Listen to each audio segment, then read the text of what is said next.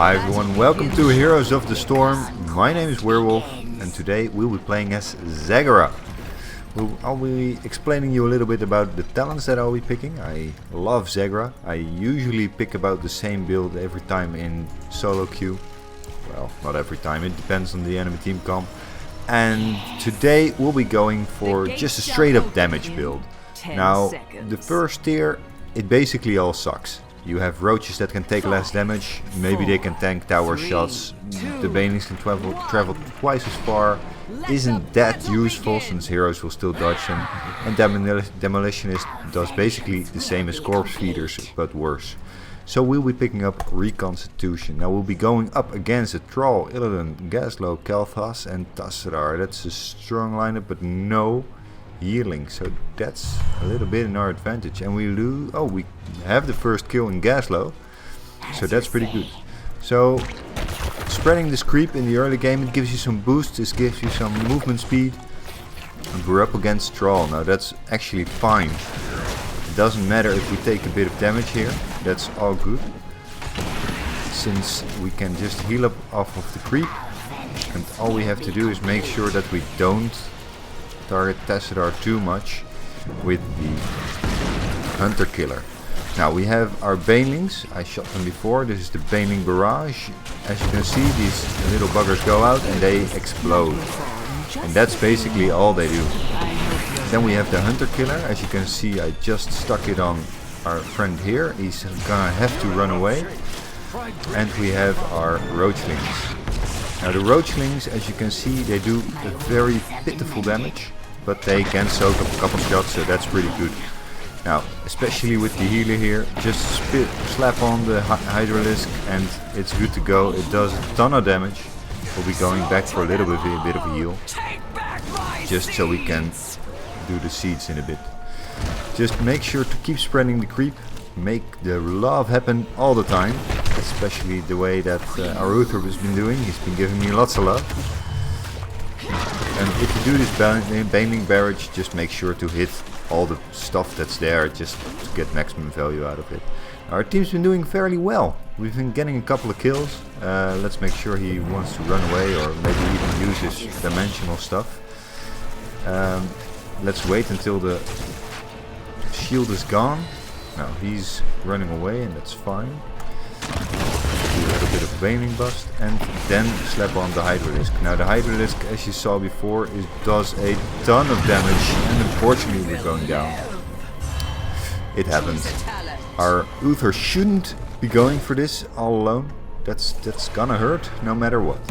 So on our second tier, we're going to be picking up Envenomed Spines. Now Envenomed Spines increases our range and deals a small dot. Now this range is very important, because then you can keep away from anything that can basically hurt you. Now together with your Hunter Killer you have a lot of range, you have a lot of DPS that you can stick on some targets, and especially like this, if they just stand still, they are hurting a lot. Now it's fine if he wants to come in, I don't mind. Go ahead. Let's see if we can help with the team here, since everyone's still going down. Maybe a little bit in the middle. Yeah, I think we have a nice gank going on here. We might even be able to pick up a kill here. And we get Kel'Thas. Now, just gotta dodge this one. Gotta make sure to keep poking. As you can see, that range, it's really good. You can just keep poking at him from far away. Make sure you take his life inch by inch. And it's also very good against anyone that can cloak, basically. Now make sure we get a burst down the Illidan. In the beginning, Illidan is always strong, but in the beginning he is manageable. I think that was worth it, even if I die now, since Illidan was the top contender of destroying our team. Please give me a heal. Thanks. That's fantastic. Now let's pick up the fountain really quickly. Make sure we are in this again. Make sure he has to run away, since I don't want him still here. I want the Kel'Thas gone. And so he does. Now we are missing exp on all the other lanes, so I'm going for some exp. No, I'm not. Apparently we're engaging, so that means I'm engaging. Slap on the Hunter Killer. Make sure. Oh, that's a great baneling hit. As you can see, those banelings can hurt for quite a bit if they actually hit anything, but from a distance that can be somewhat difficult, as you can see right there. Gotta watch out for the living bomb. And they are a very high DPS team. Now high DPS teams are okay to go up against, especially as a Zagara, since you will be taking rapid incubation. Now rapid incubation, I'll be using it right here to top off my mana, well not top off, to get it a little back. It will just make sure that we keep our health up, keep our mana up, especially against all this burst that we have here. Now we can slap on the hunter killer on him. He will probably give him a shield, but let's do it regardless. Just make sure that he wants to run away a little. It's a decent Tassadar, just keep poking at him. Now we have to watch out for living bomb, since it will always hit. There's nothing you can really do about it. And Kael'thas is just so strong all the time. Barely managed to escape that fire blast, and our team at the bottom is doing fine with the Dragon Knight, so it's all good that we are taking care of these two guys up here. Now our Hydralisk will force him away. It's doing a lot of damage and he really doesn't have any other option than to run away. That's the amount of damage that it does. Let's make sure that we are placing our creep. The Tassadar has been doing a good job of cleaning our creep away. Remember, the creep does give health, but it also gives movement speed, so it's really good for escaping, initiating, and mainly it gives vision. You always want this vision on crucial spots. Let's try... Nah, we shouldn't engage here. Let's help our buddies up top, because this is too much of a crowd. It's way overextended, that's terrible. Very little I can do against an Illidan unless he doesn't engage. Okay, if you want to, I will slap on the Hydralisk and blow you up. Still good. If any team fight now erupts, the Illidan is down, so that's fine. As you can see here, we can see that everyone is able to see the enemy team, so that's the great thing about the tumors, but they do need to act on them, of course. And they're doing a great job. They're making all the good plays, they take all the merc camps, and now we have our level 10. Almost the same time as the enemy. That's fine, and we'll be picking up the power in the wall. Now the other option is that... ooh, yeah, do we get him? We definitely do. The other option is that Nidus network, and that's quite alright. It's not bad, but it's a completely different build. It's not a build that you'll be using when going for damage. It's a build that you'll be using when you want to be split pushing and just do, well, just be annoying basically. Let's try to make sure. I know the team is hurting down here, but I want to make sure that it doesn't hurt our towers too much. I mean, it could easily have taken a camp or a fort. Now our Hydralisk again, it will just force him away. And, ooh, gotta watch out for the living bomb though, if he puts it on us. And as you can see, even though he could have killed us all there with his damage, that Hydralisk just kept pushing and pushing, and then it's all the way back for him. Luckily for us, he took that Phoenix. I mean, we have healing and this instant burst heal, but that ultimate of Kael'thas just does so much damage. It is ridiculous. I think at level 20 it does around 2000. It really does an insane amount. Now these guys in the back here, they always do the most damage, so you do want to pick those off first if you are able to. Now to maximize our damage, we're picking up Grooved Spines. Now you could be picking up Mutalisk in the past, but this is no longer the best thing to get. Let's see if we can land some good maul here. Unfortunately the whole team was away, so it didn't set up anything that I wanted it to. That's alright though. And let's see if we can help our guy here. Now unfortunately everything missed. The reason I shot the Banelings there is because they're ability damage, and Illidan's evasion only evades regular attacks. So as long as you are able to hit him with ability damage, he won't be able to evade. Now, unfortunately, the Hydralisk is going down a lot of the times. Not a lot to be done there. And we have the plant again. That's quite nice. If you get it 2 times in a row, you are able to get quite the XP lead.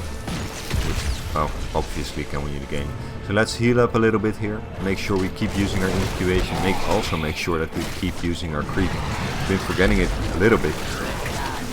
But it's always better to just keep using it. And that's quite some damage that came out there. Let's make sure we keep running away from Illidan. That's done though. Oh, not a lot that you can do from a hunt Illidan. You are always stunned. Unfortunately, he didn't take Divine Storm. Divine Storm is really good. And you can't run. You can't run from Illidan. Our Jaina though, she's being all balls to the wall. I guess we should say that she should retreat, because the whole enemy team is probably going at her. And we've been pushing all the way to their fort. Now this plant thing, it does a lot of damage. If you attack from the front, make sure you place it here, because if you place it there, like he did right now, which is fine in this case, then the enemy will just be able to focus down the plant. While if you put it in on the front, they won't be able to focus it down, since, well, your entire team is there. So all's been going pretty well. Illidan's being fairly annoying, and our Zagara, she's usually the queen of a lane, and she can be the queen of Illidan. Oh yeah, let's see if we can. Oh, nice. That's the perfect Illidan storm. Now let's see if we can pick him up. I think we should be able to, especially with this grab here. Yeah, nothing to be done. So it's going fairly well. Again, make sure to keep spreading that creep. It doesn't cost that much, so why not? This eternal slow on him will make sure that he will go down. Slow from the water elemental. I think we should just leave it there. Now for this next part, we'll be picking up Brood Expansion. Brood Expansion makes it that you can do 2 Hunter Killer, and it just does insane amount of damage. And Thrall goes down. Maybe our Illidan wants to overcommit. I say we let him. Maybe a little stun on his head. No, we don't get it. Make sure we heal up a little bit, as they can do quite the amount of burst damage. And as you can see, this Fire Phoenix, it's alright. It doesn't do that much damage. Make sure we put on the Hunter Killer. And as always, with the Maw, with all your ultimates basically, make sure that, oh, this is a good Maw. Yeah, make sure our Jaina is saved, and now we can just unload all the abilities on him and make sure he goes down. That's the kind of Maws you want to land, just to make sure that either your hero, your team's hero is alive, or the enemy's is completely obliterated. And in this case, it did both. So couldn't ask for a better Maw. Well, of course, if there were more people in it, but it was a great Maw, I think.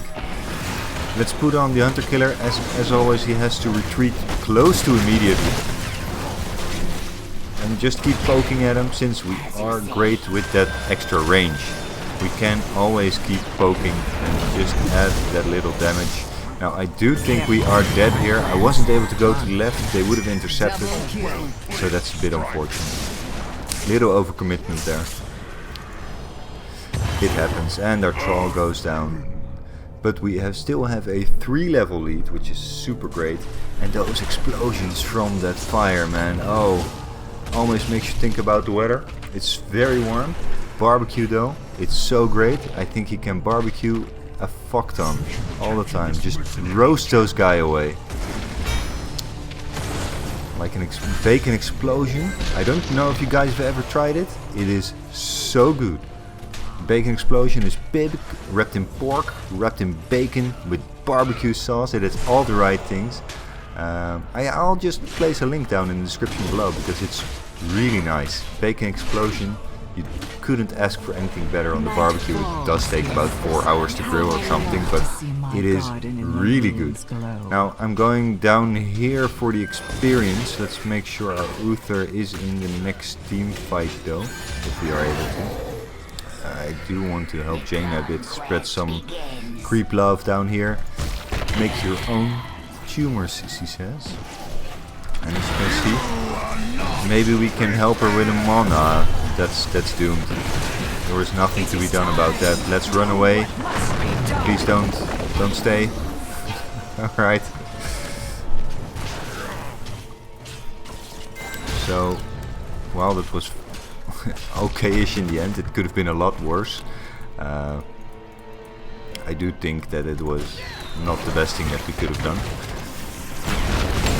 So the banelings are going out. Let's make sure we keep everything pushed. Let's make sure we keep hitting that Kel'Thas. I almost want to do our Regain creation just to top us off, but I'll just wait for it. If we get a little bit more damage, it's a lot better. Just keep shooting out, make sure we hit a lot of stuff.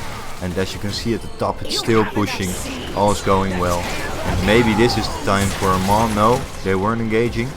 Just make sure to keep poking and prodding with Zagara. She can do that as one of the best. Oh, that was a great combo. We do live, however, so let's see if we... Oh, that was the worst. Now on this level, on level 20, you never want to take Tyrant Maul. If your Maul hits and it kills someone, that's great. And you probably don't need a second Maul, since the person you put it on and likely 2 members of their team are dead. So the cooldown reduction is nice, but by the time you will have the next team fight, it is most likely already up again. So it's not that great. It does very little damage here. It does 555 damage. So the extra 50%, it's okay, but nothing to write home about. Now Fury of the Storm, it can be alright. There are some builds with Medusa Blades that those also proc for Fury of the Storm, but it's just not that good altogether. In that case, Envenom Spines is still providing a good amount of damage. Now we are pushing the top, and they are letting us. So if their plant wants to just push our keeps, then I mean, by all means, it's for us.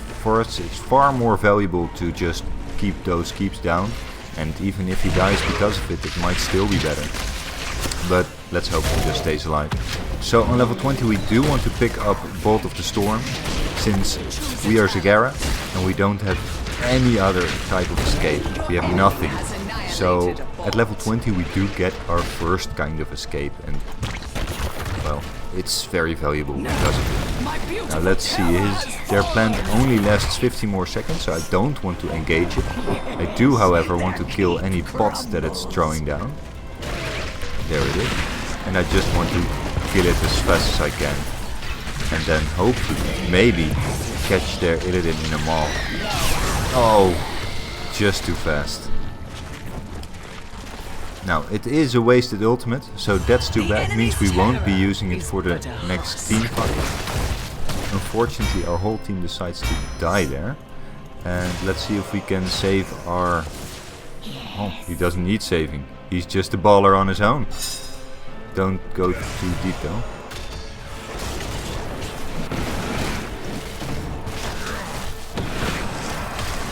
Let's make sure that we keep the love alive.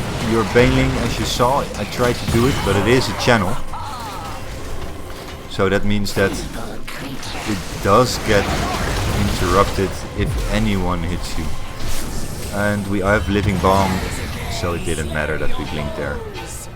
Living Bomb. I mean Kel'Thas, just so good. I don't think you can actually go wrong with Kel'Thas. He's a very, very good assassin. He has excellent wave clear, because his firestorm thingy just destroys everything.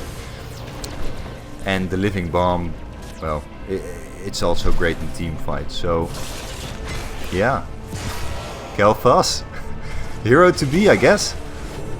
Now our Uther, he's being a hero against Illidan. I don't know how he does it, but he does manage to outplay Illidan completely. And, well, burst them down when he's out of place. So all the lanes are pushing, everything's coming up.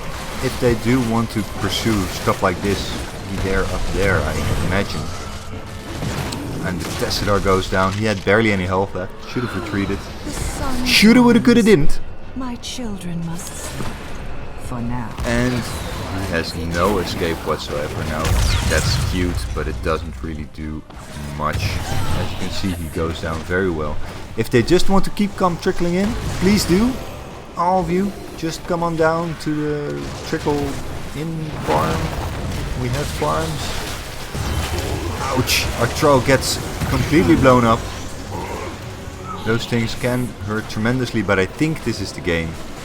We are able to take down this core. I'd be very surprised if their Galfas would be able to kill all 4 of us. Especially if I just put a hunter killer on him. Then it's going to be over. So, thank you all for watching. I hope you enjoyed this video. Please let me know if you like bacon explosion.